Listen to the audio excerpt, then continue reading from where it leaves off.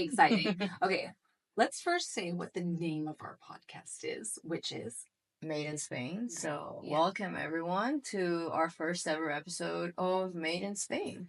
I think we should probably set the stage a little bit as to how it came about. And we are really good friends. We've known each other for a number of years now, and we're always looking at some type of project.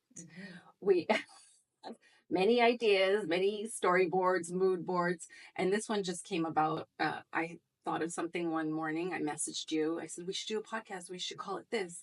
And you wrote back immediately, let's do it. Yeah, absolutely. And I think it's just been something that we've kept going back to. I think it's been one of those ideas that, from a kind of like the mood boards that you said, or, the little projects that we were potentially looking at. This is the one that's kind of kept coming up. Something that I think we both feel both passionate about, that we could enjoy, and that other people would also enjoy. And I think the kind of feedback also that we've had from the people around us and who know us, that, hey, you should really do something like this. You should really do a podcast, because I think that, people could, naturally like be interested in some of the topics that, we like to talk about and explore. Yeah. And I think by nature, the two of us are very curious people and get excited by the smallest of things where we live and what we experience, on a daily basis. And I thought, well, the expat life, I mean, you're not an expat, but I am. And sometimes it's, from the outside, people think it's just glamorous. Like you're just lounging around all day in the sun, where that's not necessarily true. So I don't want people to think the podcast is just, flying the flag for the country that we happen to live in. It's really a dive into the things that we appreciate here, things that might drive us crazy. Yes. Truly made in Spain. Yeah.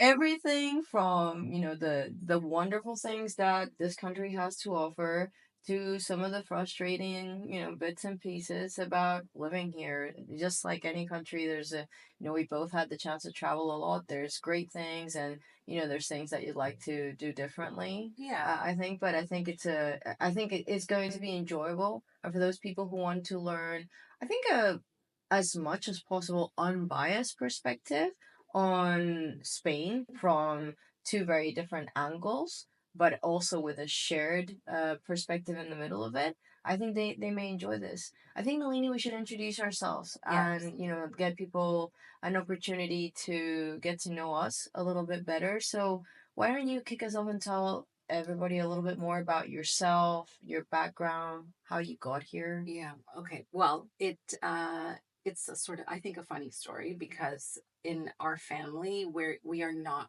planners, we don't plan anything, nor do we appear to do any research on anything. So we just decided, I have three boys. My middle son at the time, he was playing competitive tennis in Toronto. I'm from Canada. I was formerly on television and took a step back to take care of my family.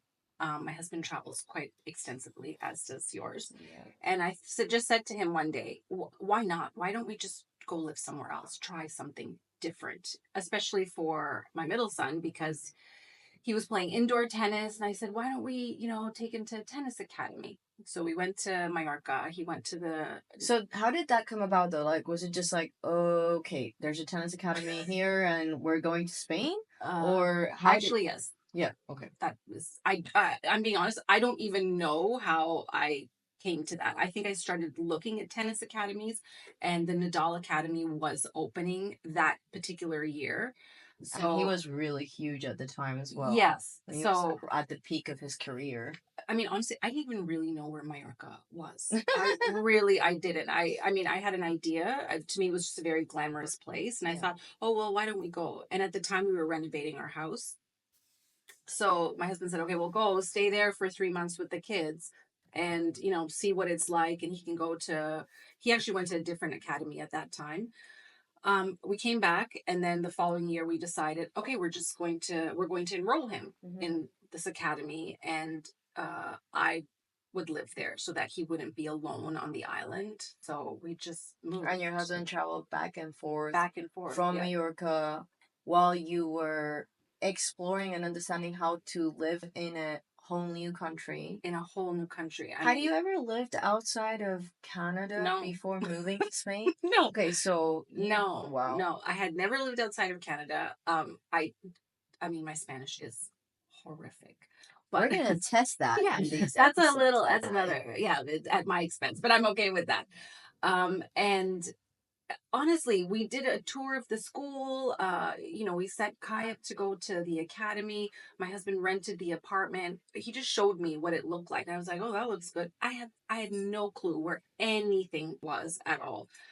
And I did I think I told you this. I did the orientation at Ayrton School in English. Mm-hmm. And the first day, so I did that in March. We filled the paperwork. We arrived there August, and the teacher does the presentation, to meet the kids and the parents completely in Spanish.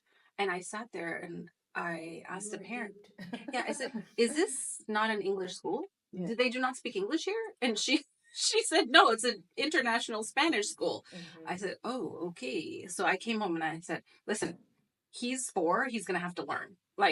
That's just how it is. And he did learn. He learned to speak the language in 4 months. Which, by the way, knowing Nalini's son Ertan very well, he probably speaks better Spanish than most people that I know that have been here for 20 years plus. Yeah, and that is the power, actually, I think, of really immersing, your children in a language as well. And I was very insistent when we came here. After he learned it, I said, it doesn't matter if he changes schools. We live in this country. Even if I struggle with it, you have to speak it. So, and I always put him in a Spanish school. I never put him in like a British run school. That was just my choice. And I've tried to immerse myself in different things here to appreciate the culture. I'm being honest, I do struggle with the language. It's not as if I haven't tried. It's tough for English speakers. And as you know, I'm also married to an expat from Canada too. Maybe it's a Canadian thing. I don't know. Maybe it's an English speak. I don't know. And my father's English, and he's been here for 40 years plus, and he still struggles with the language. But yeah, it's not easy. Yeah. Anyway, so we stayed there for 2 years. We moved back to Toronto for 6 months, and then we just, again, on a whim, said, well, let's just go again. Let's give it another go. And I found another tennis academy close to where we are, which is in the Costa Blanca region. I didn't want to live on an island anymore because in the winter I felt very trapped. Even though Mallorca is so magical and beautiful, it's probably one of my favorite places. I couldn't live there again, and my friends started to leave. It was also very transient as an expat. Yeah. And the Mallorquin, they've been there for hundreds of years, thousands of years. You're not getting into that circle. You have to stay basically in the expat circle, and people come and go. So I thought, you know what? I'm just going to move to, quote unquote, a normal area. We rented the place online again. No clue as to where it was. We just turned up with the dog and the suitcases and just started life here. And that's me. We've been here since. Awesome. Well, I think I have to be grateful for the fact that there's a tennis academy in this area because that's why I got to meet you. So maybe I'll share a little bit about myself and kind of give some background. So I think what's really cool is that there's a lot of things that really unite us in a way and that, we have in common. But at the same time, we also have a lot of things that are very different in terms of, growing up, etc. And for me, I think, being half Spanish, half English, being raised here in the Costa Blanca, I have had a chance to travel quite a bit.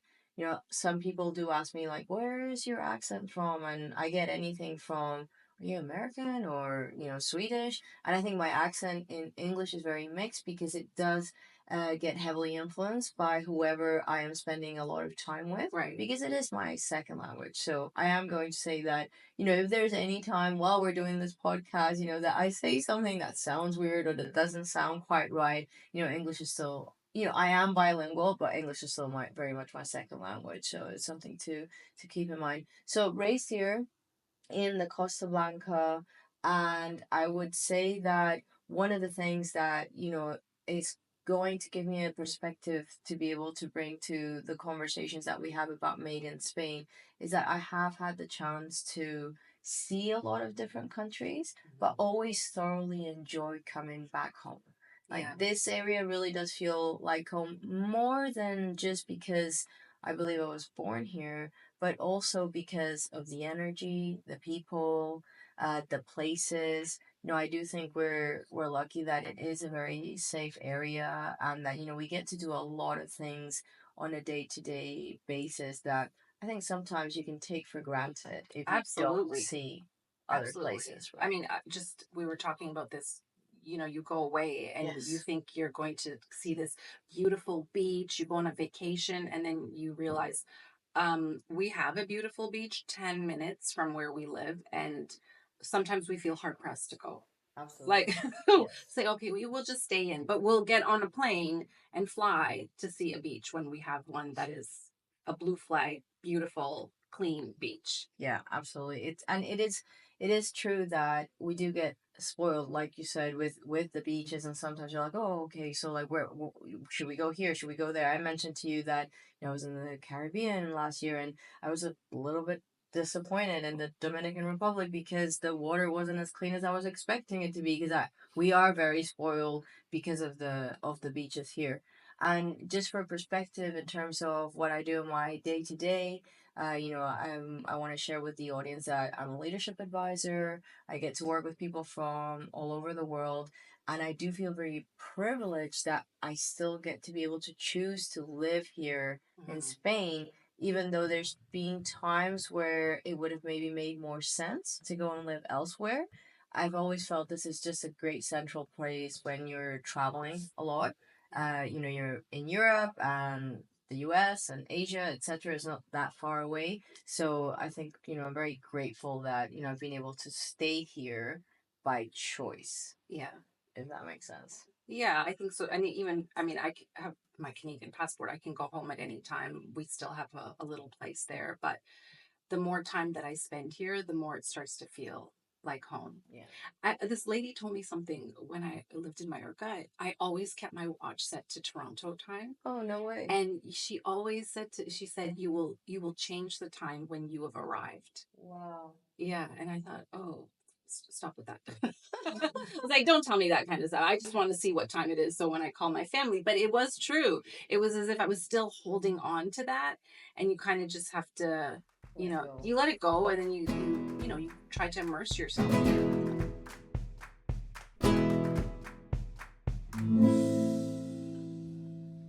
So that was a little bit about the two of us, a little bit of background. Hopefully people will stick around for future episodes to learn more about, our lives and what we're doing. But um, the purpose of this podcast really is to highlight living here in Spain and to cover what we decided is really we're passionate about: food, fashion, and fun places.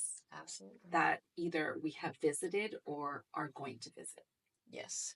And a little bit of a snippet of some of the places, the food and the fashion that you'll be listening about and hearing about and learning about. We are going to be going to Madrid very soon. We're going to be exploring the brand Loewe or Loewe. There's a lot of controversy there about how to even say that.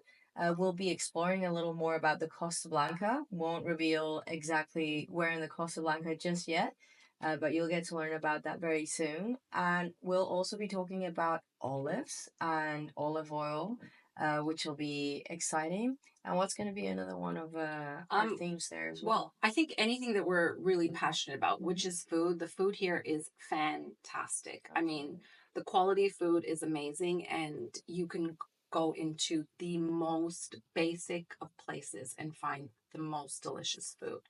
And I get excited about those things. So I thought, wow, I really want to share it with other people.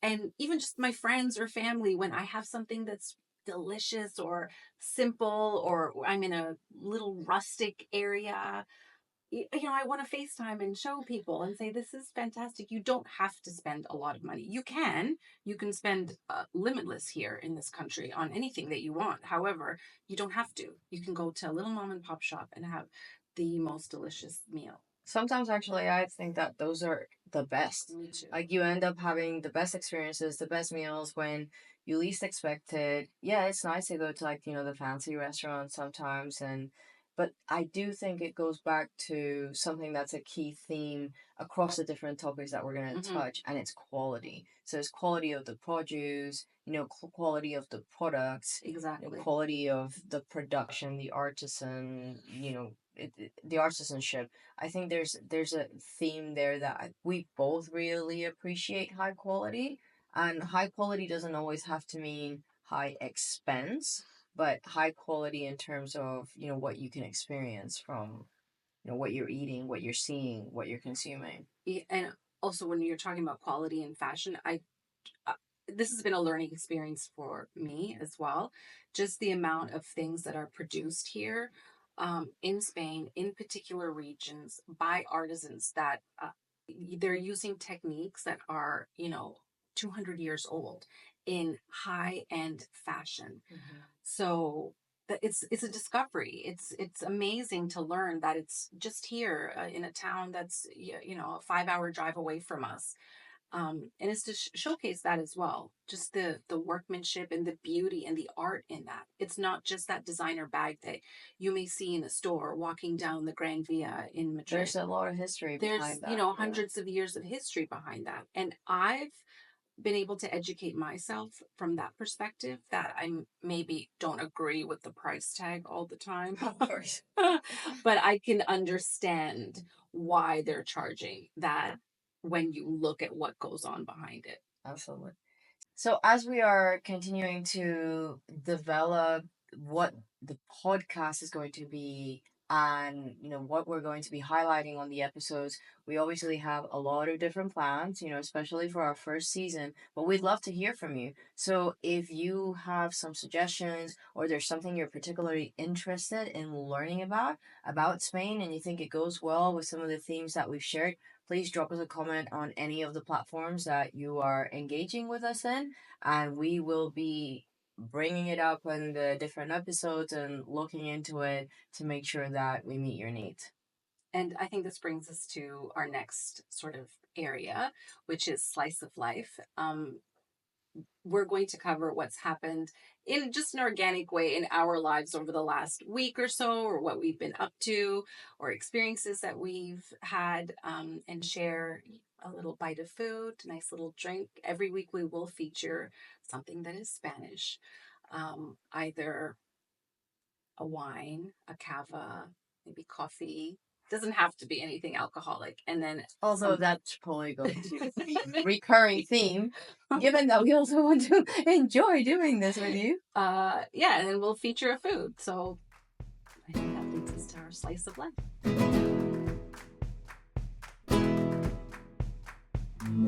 We are here for our first slice of life.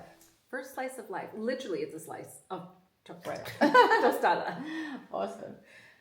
So we want to give you a little bit of a background about what we're going to be enjoying today, what we're going to be eating, what we're going to be drinking. So Nalini, do you want to take us a little bit through what we've got on the table here? Okay, well, this is one of my favorites. It's a tostada con tomate. Did I say that okay? Yeah, tostada con tomate, approved.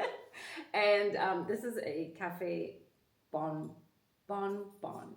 And I actually had to look up the spelling of it this morning because I thought it was B-O-N. It's B-O-M-B-O-N. Bombón? Yes. Okay, that's interesting. So I'm learning that for the first time. Yeah. I actually thought it was just bombón. Me too. That's how I was saying it. And I wanted to find out it's 2 ingredients, but still, is there an origin to it? Apparently, it's from Valencia. There you go. Yeah. So it is not yet a bombón. No, right now it's just coffee. Espresso, yeah. Do you want me to make it a bombón? Yes. Okay. Which we hardly ever drink. But I actually think we've never drank this together. No. But so bombón is the black espresso coffee And then you basically put the condensed milk. Okay, I think we're going to have to open this a little bit more to just get a little bit more of the condensed milk. And now I bet you it's going to kind of just like pour in a bunch. Okay, that's probably too much. I think that's enough. What do you think, Nalini? No, pour it. Okay. I like it. Do you know how sweet this stuff is? Yes. Okay, for those who don't know, my origins, I'm from the Caribbean, and condensed milk is often a food group there. So no way. I grew up with condensed milk. Yeah. Okay, so I haven't had condensed milk. And look who's talking. Okay, yeah. Well, you made me jealous. I haven't had condensed milk in a very long time. Gosh, that is a lot of condensed milk. But okay, so I think we've got our bonbons. Yeah. And this. We just stir it. Okay, so I'm gonna move the ham 1 second near my toast. Here we go. Perfect. I'll put this condensed milk here. Great. So here's a spoon. Okay, but wait. Before, let's just appreciate how beautiful these bonbons are with the dark coffee and the white condensed milk underneath. It's so yummy. Cheers, cheers, cheers. As usual, always quick to have a drink. I will take our milk off the table here. Okay, and then, did you hear me stir yours? Yes, please. Also, just, slice of life is, we will feature a food and a drink, but also just talk about what we've been up to over the last little bit. It may be glamorous at times, and it may be completely ridiculous other times, because that's how life is. But I just returned from Toronto. I was there for 5 weeks. That's where I'm from. So 2 T's though. You went Toronto and Trinidad. So, which the 2 T's typically are, if you say T&T, would be Trinidad and Tobago, but this time it was Toronto and Trinidad. I have family there. We went down for a couple of days. It was, I would have to say, one of the highlights of my year. Being with my sister and her family. That's and fantastic. I haven't seen her in over a decade. And just being in Toronto as well, it was cold, kind of gray. I realized after about a week I hadn't seen the sun, which I just accept being there at times. But really, I thought, wow. Did it remind you of why you like to go back but maybe don't want to live there right now? Absolutely. I mean, I love my hometown, and I was actually proud to be in the city at the time that I was. Taylor Swift she did 6 concerts in Toronto. Wow. And I thought, we were staying in the center of the city, in the downtown area. I thought for sure Toronto would be on the world map for crime or some kind of debacle because of the amount of people that came in. Nothing happened over a 2-week period. And I thought, wow, we've done it right this time. So I was actually... With 6 Taylor Swift concerts. 6 Taylor Swift concerts, over 1 million people. I mean, hundreds of millions of dollars of investment in the city. So crazy. It was a good experience. I did not go to the concert, but it was a great experience being in my home city and feeling, proud that we did a good job. So Toronto, Trinidad, and time with family. Yeah. Awesome. So, as we said in the Slice of Life, we'll talk a little bit about what we're having also. So we're having the coffee. Yeah.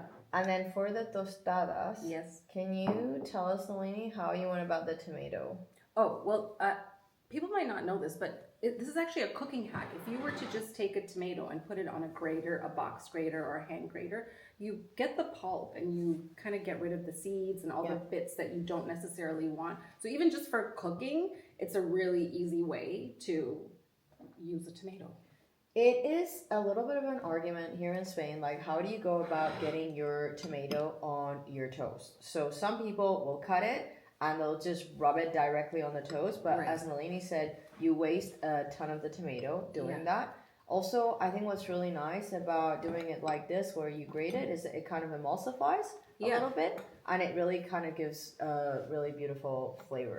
So one thing that for me, and I'm not sure about Nalini, she'll have to tell me, but I cannot have the tostada without the olive oil. No, of course not. So we have to put some in there. Again, this will depend on preference. Some people will put the olive oil in the tomato, like in the actual bowl of the tomato. You tell me what to sauce. That's good, yeah. Okay, there you go. And I'm having mine with a little bit of Serrano ham because can't resist some Serrano ham. And this would be a very typical Spanish breakfast, no? Yes, so absolutely would be a very typical Spanish breakfast. A lot of times, people don't really think of, like, let's say, for example, eggs for breakfast here, or, the typical thing you see elsewhere is the toast and what is on the toast. So some people will have the tostada con tomate, or they'll have the tostada con jamón, or just simply olive oil. Or olive oil. Actually, the simple toast with olive oil, if you walk around and you see the bars and the cafes, etc., that's probably what you're going to see the most. Yeah. It's people having their café con leche. So maybe not the bombón like we're having today, but just the café con leche and the tostada con aceite. Yeah. That is a very, very kind of simple and typical breakfast. And I think that is quite consistent across the country, not just here. No, and it is very simple, but it is delicious because the tomatoes here are fantastic. They're fresh, they're grown here, they're seasonal. You get so many different varieties, and I love tomatoes, and I love this kind of breakfast. And actually, not to get into any international arguments with the French baguettes, but I do think the rustic kind of bread here that we use for the toast is pretty nice as well. Yeah. And in most places, you can get a really nice fresh loaf of bread. So I think and also if you think about it, it's a very non-expensive breakfast. I mean, it's just a piece of bread, some coffee, a little bit of milk, and some tomato. But it's something that is very filling and it can be enjoyed. Okay, so I'll tell you a little bit about. Can I try it? Yeah, you can eat. You can eat while I can talk a little bit about what's going on. I might actually just take a quick bite before I tell you a little bit about what's been going on with me. But I'm trying to do this so I don't get this all over myself. So I'm actually gonna. No, can I use the plate? This is a treat for me. I love it. Okay, so I am actually gonna use the plate because if not, it's gonna be a little hard. So I'm gonna take just a quick bite.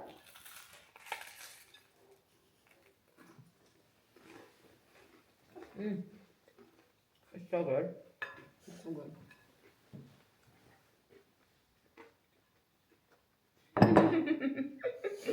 Okay, I made a mess on the floor. You didn't realize how much time it takes to chew until you start chewing and you've got a microphone in front of you. Yeah. For anybody who kind of thinks this is not, it's so good. It's so good. It's a delicious breakfast. It's inexpensive and it's very emblematic of Spanish cuisine. Yeah, absolutely. So I'll tell you a little bit about what's been going on in my life. I've had a pretty, I would say, exciting / tumultuous couple of weeks. I got the chance to go to Japan, which was really on my bucket list.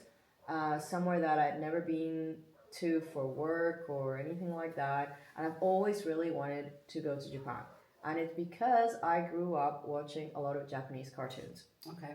So when I was growing up, I watched, Dragon Ball and all this kind of stuff. And I was really into it. And for some reason, because I was thinking about this the other day, it was a very typical thing in Spain. A lot of the cartoons that they would play on the public networks were Japanese cartoons. So we kind of grew up watching a lot of that. Right. So ever since I was little, in the cartoons, they're like eating the sushi and, all that kind of stuff. So I really wanted to go. So we finally got to go. And I just felt it was an amazing cultural experience. I loved it. I think that the Japanese culture probably could not contrast more with the Spanish culture. It is so very different, but at the same time very enjoyable. We hear people tend to be a little bit kind of loud. You and I have traveled together before on the train, and one of the things that I mentioned to you when we travel on the train is, you sit in a train here that is not quote unquote the silent cart, and people will be on their phones, they're talking, they're watching videos. Where in Japan, you go on the train and you can literally hear a penny drop because everybody's quiet, everybody's silent, they're very respectful of each other's space. So I just think culturally it was a fantastic experience. And obviously I love food, and the food there was just mind-blowing. And also then the whole experience of coming back from Japan, stopping in Ethiopia, because as it happened, we got our flights with air miles, and that was just the most convenient way to do it. Not convenient, but like the best way with the miles, let's say. And, stopping in Ethiopia, which is a beautiful country and is very different, but coming from Japan, going to Ethiopia was such a contrast. Culture shock. Huge culture shock. And also like food contrast as well. You're going from, a lot of very kind of fresh vegetables, etc., to a lot of kind of stews and curries, and it's very, very different. But I have to say, I would go back to Ethiopia. I would go back to Addis, to the capital, Addis Ababa. And yeah, I think it was absolutely fascinating. So I have a question. Mm-hmm. You flew in Japan. Mm-hmm. Do the passengers clap when the pilot lands the plane, or is that just a Spanish thing? Because is that a Spanish thing? It's so awkward. Well, my son claps now, so and there's nobody else on the plane clapping, and he is, and I'm like, stop clapping. He's like, oh, we don't do that. I'm like, no, that's just when we fly with Spanish people, I think, because. So I have experienced it a number of times where I've gone on a plane, mostly Spanish people, and we've landed. There were times that I know why people were clapping, because the flight was very scary and there was a lot of turbulence, and they were like, oh great, we made it. But it is weird how, it's like, why? And suddenly, last time I think I was going to Paris and we landed in Paris, it was a normal flight, there was no turbulence, and everybody started clapping, and I was just looking around like, why are people clapping? No, it happened when we went to Mallorca in the summer, but I think that's the party point. Oh yeah. Like people are just going for a party. And anyway, I was a question. Yeah, awesome. So this was delicious. We're going to continue that after. Did you talk about the tomato? I don't think I did. So if anybody's actually seeing these images on YouTube or on the socials, you'll see that there is a massive tomato on the table. I would say this is not a normal size tomato for us. And these tomatoes are called cor de veau, which means like a bull's heart. And they're kind of pinkish inside. Yeah. So even the tostada, when you actually see the tomato on it, it doesn't look as red as normal because the pulp inside is actually more pink. And they're in season right now. They're absolutely wonderful. I do think some people would think that we're kind of destroying them by grating them, because these would usually be sliced and with some olive oil. But yeah, so delicious. And we're going to end our podcast each week with a phrase of the day. So this is putting me on the spot. I have to think of what she's saying. It translated into English. Yes, and I will help you with the translation. But I just want to make sure that the audience know and our listeners know that we have not discussed this before. No. You are hearing this for the first time. Okay, so the sentence of the day today, I'm going to say it in Spanish slowly, and then we can kind of try and translate it together, is en casa del herrero, cuchara de palo. Okay. En casa del herrero, so let's start there. Okay, so in the house. En casa, in the house, yes. Del herrero. I don't know what that is. In the blacksmith. Is blacksmith like the person that works with metal? Yes. And then in the blacksmith's house, stick, something with a stick. You will find a wooden spoon. A wooden spoon. What do you think that means? In the blacksmith's house, you will find a wooden spoon. He's a hypocrite. And it so here's what I think of that sentence. I think it talks a little bit about the fact that we're all a bit hypocritical in the sense that en casa del herrero, cuchara de palo. I actually think that's a really great way to define it, the hypocritical thing, meaning that we'll preach to others. We'll do let's say for example, someone who let's say they're a 5-star Michelin chef. But when they get home, they eat Burger King. Okay. Or someone that's let's say a psychologist and is super developed in terms of how they're telling their clients to treat people. But, when they get home, they don't control their emotions or something like that. So you're basically not applying to yourself what you are. To the outside world. Yes. Okay. That's what it means. I got the translation. Yay! Awesome. But it's kind of a cool. I just have always liked that sentence because I see it. I see people when you're like, yeah, you can see it, and people will use that sentence a lot. And I think the Spanish have some really funny sayings, and that when it's translated into English, it really doesn't make sense. It doesn't make sense, like every culture. So you got that one. Yeah. At least close to it. All right, so I guess we can say our goodbyes, and just coming up next week. Coming up next week, we have an episode on the Loewe brand and an experience that we're going to be having in Madrid. Yeah. So, cheers, Laura. Cheers. Our first podcast.